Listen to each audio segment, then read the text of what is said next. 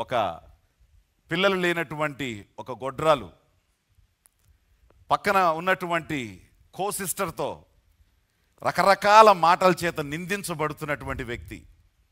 ఇంకా పిల్లలు పుట్టలేదేమే అని అనేటువంటి ఊరోళ్ళు. ఒకవేళ ఆమెకి బాధ, భర్తకి బాధ.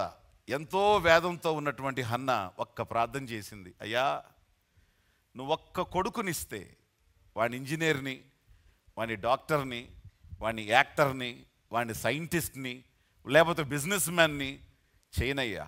ఏం చేస్తాను? నీ సేవకుని చేస్తా, ఒక్క బహుమానం నాకు ఇవ్వనంది. ఆమె కన్నీటి ప్రార్థనతో ఆమె ప్రభువు దగ్గర మొక్కుకున్నటువంటి మొక్కుబళ్లతో దేశానికి మహాప్రవక్తనిచ్చింది. చెప్పండి, సమూయేలు ఎవరు? హన్నా యొక్క కొడుకు, మహాప్రవక్త. అతని మాటల్లో ఒక్కటి కూడా నేర రాలేదంట. చిరకాలం నిలిచిపోయే దావీదు పేరు లాంటి దావీదుని అభిషేకించినటువంటి ఆ ప్రవక్త ఆయన రామా నుంచి బెహెర్షెబా వరకు కూడా ఆయన ప్రవక్తగా కొనసాగి న్యాయాధిపతిగా ఉన్నటువంటి రోజులు, అతను ఉన్నటువంటి రోజుల్లో ఏ యుద్ధం కూడా జరగలేదు. ఎప్పుడైనా ఆయన ప్రార్థన చేశాడంటే విజయం విజయం విజయమే. ఇలాంటి మహాప్రవక్తని తన గర్భంలో నుంచి ఏం చేసింది? ఆమె బహుమానంగా లోకానికి ఇచ్చింది, ఇజ్రాయేలు దేశానికి ఇచ్చింది. ఆమె బత్షెబా ఎవరేమే? దావీదు యొక్క భార్య. ఒక అజ్ఞానిగా టాపులేని బాత్రూంలో స్నానం చేస్తూ ఒక అజ్ఞానిగా ఉన్నటువంటి ఈమె ఏదో విధంగా రాజుకు భార్య అయింది. ఆమె మహాజ్ఞాని, దేవుని దగ్గర నుంచి వరంగా జ్ఞానాన్ని పొందినటువంటి సొలొమోనుతో చెప్తుంది 31వ అధ్యాయం సామెతల గ్రంథంలో, లెమూయేలు నా కుమారుడా, ఎన్నో మ్రొక్కులు పెట్టి కన్నటువంటి వాడా, నేను నీకు జ్ఞానం బోధిస్తున్నా, కూర్చొని జాగ్రత్తగా వినంది. పక్కపక్క నవ్వుంటాడు.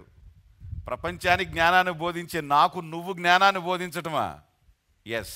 ఎంత జ్ఞానం అంటే ప్రపంచంలో ఏం జరుగుతుందో, విశ్వంలో ఏం జరుగుతుందో ఈ జ్ఞానికి తెలిసిన, ఈయన జీవితంలో రేపేం జరగబోతుందో ఈయనకి తెలియలేదు, తల్లికి తెలుసు. తల్లి చెప్పింది, నీ బలమును స్త్రీలకు ఇవ్వద్దు అని.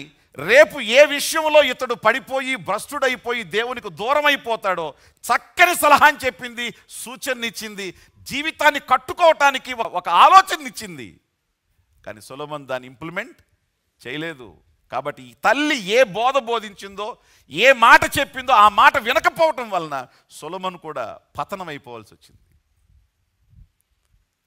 నేనంటాను, నీ కుటుంబాన్ని కరెక్ట్ చేసినా నువ్వే, నీ కుటుంబాన్ని పాడు చేసినా నువ్వే. తల్లి చేతుల్లో కుటుంబం ఉంటుంది. నీ ఇంటిని కట్టినా నువ్వే, నీ ఇంటిని పెరికేసుకున్నా నువ్వే. కాబట్టి స్త్రీలు, తల్లులు ప్రత్యేకంగా కుటుంబం విషయంలో వీళ్ళు తీసుకునేటువంటి నిర్ణయాలు నేను మీతో చెప్తున్నాను. నువ్వు ఒక రెహబ్ లాగా ఆలోచించాలి. ఒక సమూయేలు తల్లి అయినటువంటి హన్నాలాగా నువ్వు ఆలోచించాలి.